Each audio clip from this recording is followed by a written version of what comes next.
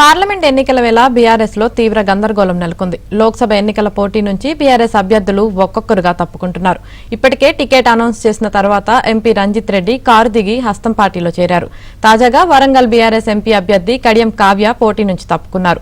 పలువురు బీఆర్ఎస్ అభ్యర్థులు పోటీకి నిరాసక్తత చూపిస్తున్నట్లు నామినేషన్ల నాటికి మరికొందరు అభ్యర్థులు పోటీ నుంచి తప్పుకొని కాంగ్రెస్ లో చేరతారని జోరుగా ప్రచారం జరుగుతుంది.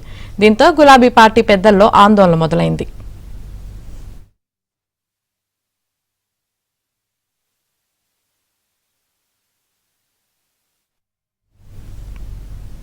మరోవైపు కాంగ్రెస్ లో చేరికలకు గేట్లు ఎత్తినట్లు సీఎం రేవంత్ రెడ్డి ప్రకటించారు. ఇప్పటికే ఎంపీ కేకే, ఆయన కూతురు మేయర్ గద్వాల్ విజయలక్ష్మి కాంగ్రెస్ లో చేరుతున్నట్లు ప్రకటించారు.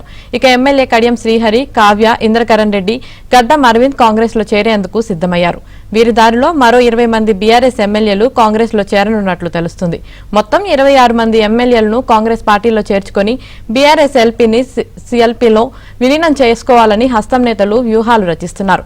ఇక స్టేషన్ గన్పూర్ లో కింది స్థాయి నేతలు పార్టీ వీడకుండా స్థానిక నేతల్లో ఎమ్మెల్యే పల్లా రాజేశ్వర్ రెడ్డి ఫోన్లో మాట్లాడుతున్నారు.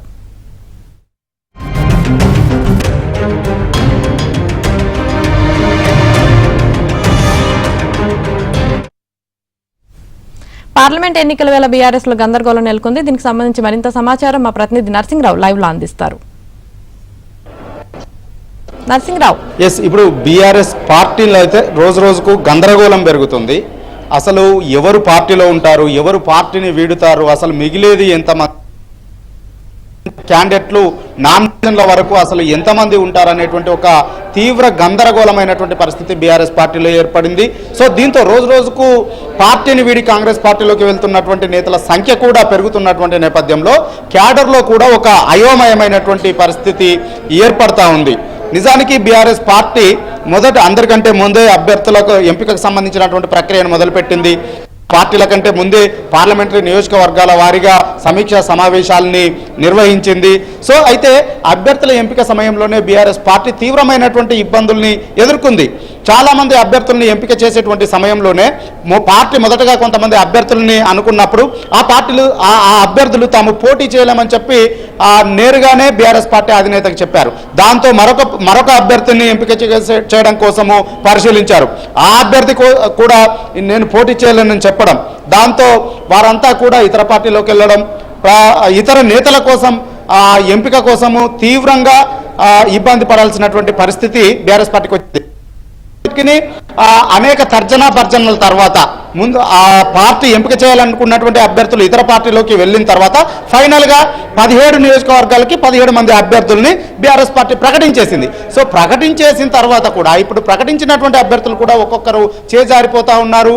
తాము పోటీ చేయలేని చెప్పి కూడా ముందుగానే అన్ని పార్టీల కంటే ముందుగానే అందరికంటే ముందుగానే చేవెళ్ల నియోజకవర్గానికి సంబంధించి సిట్టింగ్ ఎంపీగా ఉన్నటువంటి రంజిత్ రెడ్డికే పార్టీ అభ్యర్థిత్వాన్ని ఖరారు చేసింది. కానీ రంజిత్ రెడ్డి పార్టీని వదిలిపెట్టి కాంగ్రెస్ లోకి చేరిపోయారు. అక్కడ కాంగ్రెస్ పార్టీ అభ్యర్థులే ఇప్పుడు బరిలోకి దిగుతా ఉన్నారు. ఇప్పుడు తాజాగా కడియం కావ్య వరంగల్ అభ్యర్థిగా ఆమెని అనౌన్స్ చేసేశారు. కడియం శ్రీహరి కూతురు కడియం కావ్య.